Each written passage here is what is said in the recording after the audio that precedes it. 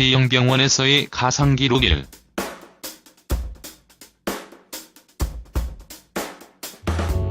응급실로 노통내원 즉시 환자 상태 확인 및 당직 의사 콜바이탈 사인이 어느 정도 유지되는 상태였다면 바이탈 유지하면서 즉시 뇌CT 및 엑스레이 촬영 시행 뇌CT상 심한 두부 손상 관찰되어 상급병원 전원 필요하나 환자 상태 점차 나빠짐 심장기능 정지하여 즉시 심폐소생술 실시 지속적인 심폐소생술 시행에도 환자 상태 호전 없음 이후 환자는 세영병원에서 사망하거나 혹은 사망 가능성 경고하고 상급병원 전환.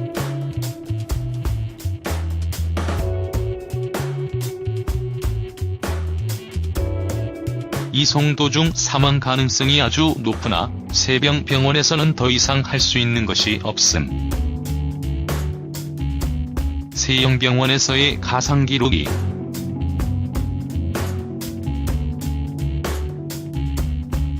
응급실로 노통내원 즉시 환자 상태 확인 및 당직 의사 콜바이탈 사인 좋지 않아 즉시 심폐소생술 실시 심폐소생술 시행에도 불구하고 심장기능 정지 상태를 유지 혹은 잠깐씩 심장박동 돌아왔다가 얼마 안가 심장기능 정지 상태로 회귀 이후 환자는 세병병원에서 사망하거나 혹은 사망 가능성 경고하고 상급병원 전환.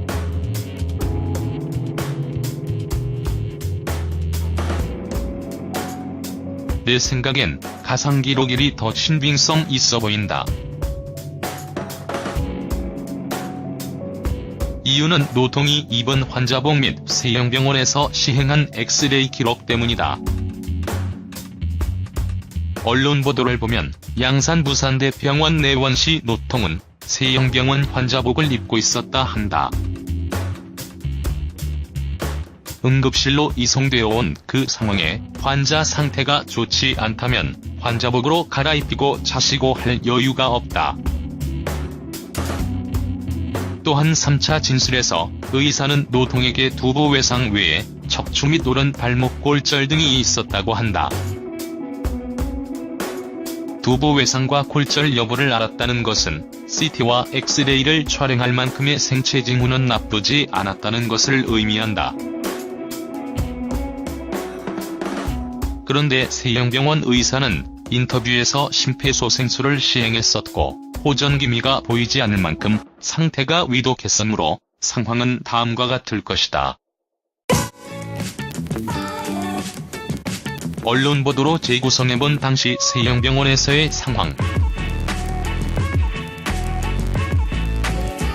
내원 당시 노통은 심각한 외상에도 불구하고 바이탈 사인은 유지되는 상태였으며 두부 외상을 제외하고 신체 다른 곳의 외상 여부를 알기 위해 노통의 의복을 잘라내고 수행 라인을 확보하고 기타 필요한 처치 후 뇌CT 및 엑스레이 촬영을 갔을 것이다. 이후 환자 상태가 급속히 나빠지기 시작하면서 심장 기능이 정지해버렸다.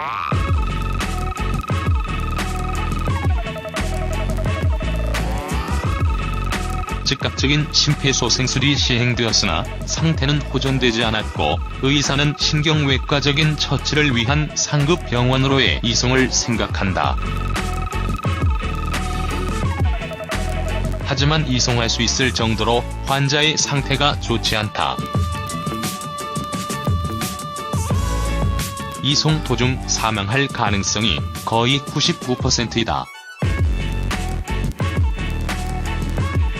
하지만 환자 보호자들은 상급 병원으로의 이송을 강력히 요구한다. 의사는 이송 도중의 사망 가능성을 경고하고 이송을 지시한다.